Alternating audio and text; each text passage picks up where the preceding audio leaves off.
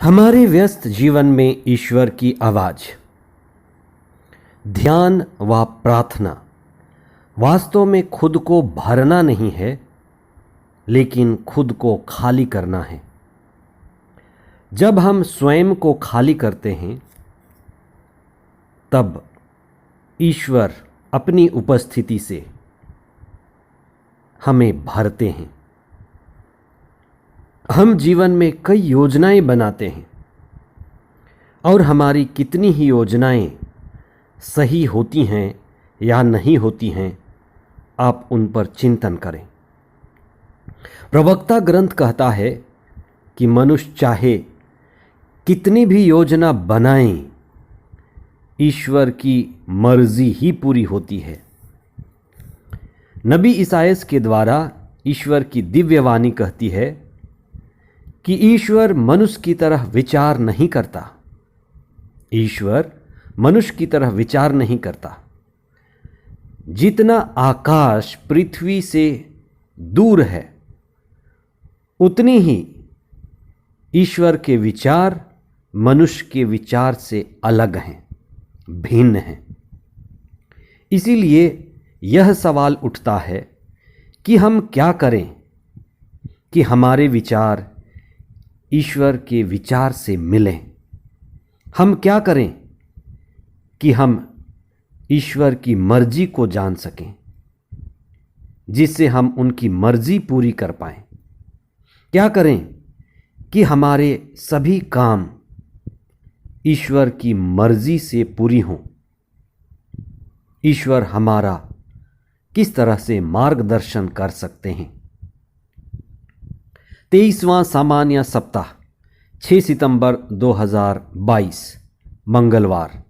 पहला पाठ कुरिन्थियों के नाम संत पौलुस का पहला पत्र अध्याय 6 पद संख्याएं 1 से 11 तक, और संत लूकस का सुसमाचार अध्याय 6 पद संख्याएं 12 से 19 तक। मनुष्य के लिए प्रार्थना ही ऐसा मार्ग और माध्यम है, सीढ़ी है, जिसके द्वारा मनुष्य ईश्वर से जुड़ता है और जुड़ सकता है।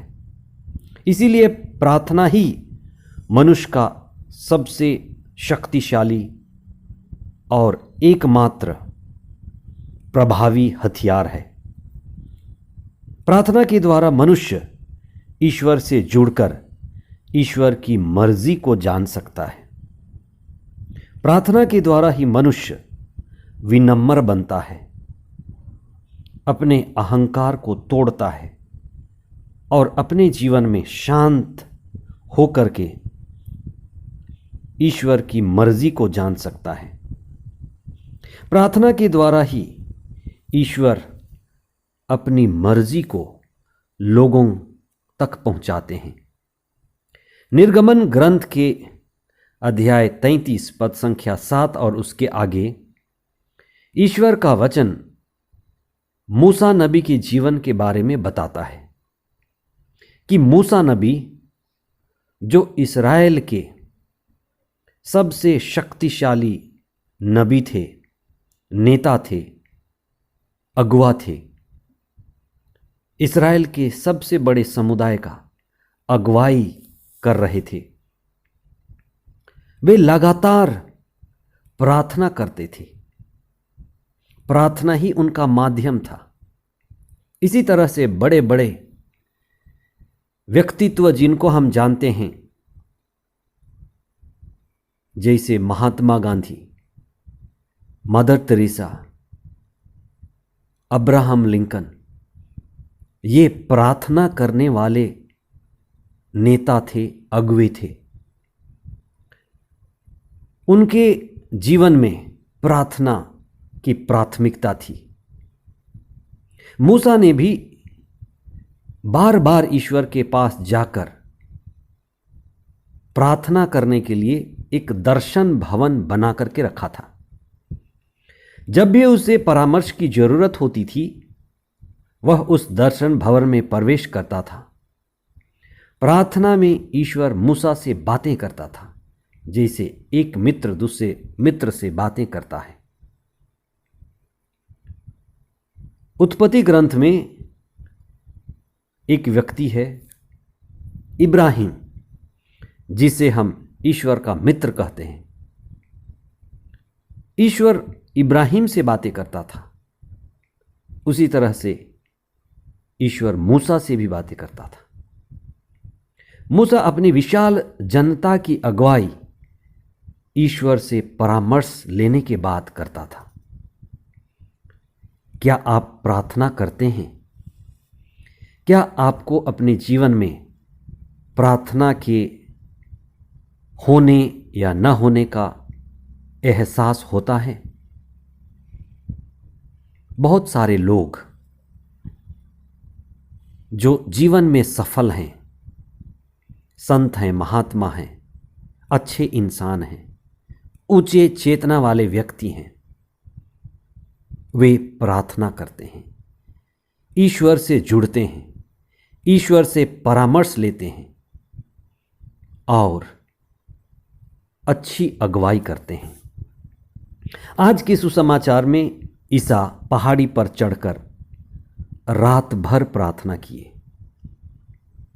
और बड़े महत्वपूर्ण विषय पर कि ईसा के शिष्य कौन होंगे, कि भावी मसीही कलीसिया चर्च के खंभे कौन होंगे, कौन वे शिष्य होंगे जिन्हें ईसा को चुनना है। ईसा ने रात भर प्रार्थना करने के बाद शिष्यों को चुना। ईश्वर से परामर्श करना जरूरी था, ईश्वर की मर्जी जानना जरूरी था। आप भी अपने जीवन में कई महत्वपूर्ण और बड़े निर्णय लेते होंगे। अच्छे नौकरी का निर्णय, विवाह का निर्णय, कोई अच्छे गंभीर कदम उठानी हो, आप समय निकालें, प्रार्थना में कुछ समय बिताएं, ईश्वर की मर्जी जानें, ईश्वर से परामर्श करें और अपने जीवन को संचालित करें। ईसा के शिष्य सांसारिक दृष्टि से कमजोर थे, मूर्ख थे, लेकिन ईश्वर की यही मर्जी थी। प्रार्थना के द्वारा ही और पवित्र आत्मा की शक्ति और सामर्थ्य से वे ही शिष्य सारे संसार में बड़े प्रभावशाली नमक और दीपक बने। वे बड़े क्रांतिकारी नेता बने।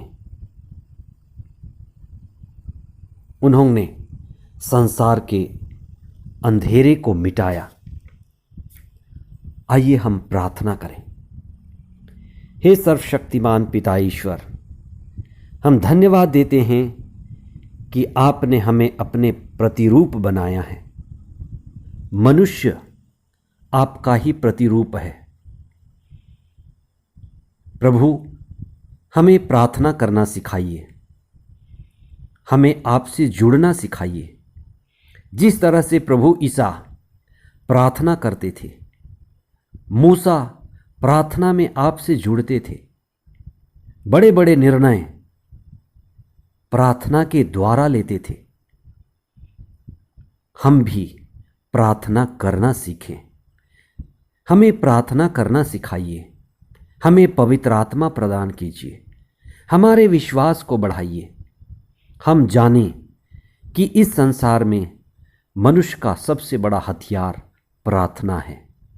मनुष्य को इस संसार में ईश्वर से जुड़कर अपने जीवन को संचालित करना है। हमारे जीवन में प्रार्थना के महत्व को समझने की हमें चेतना, प्रज्ञा और विवेक प्रदान कीजिए। हे प्रभु, हम उन लोगों के लिए भी प्रार्थना करते हैं जो प्रार्थना पर विश्वास नहीं करते, तेरे दिव्य वचन धर्मशास्त्रों को नहीं पढ़ते, और वे लोग ईश्वर से दूर हैं और स्वयं में रहकर, अहंकार में जीकर शांति का अनुभव करना चाहते हैं। प्रभु, सभी को सद्बुद्धि और विवेक दीजिए। हम आपसे जुड़ें, आध्यात्मिकता में बढ़ें और प्रार्थना का महत्व जानें। पवित्र आत्मा हमारी अगुवाई करे और पवित्र आत्मा के द्वारा हम प्रार्थना में संचालित हों। आमीन।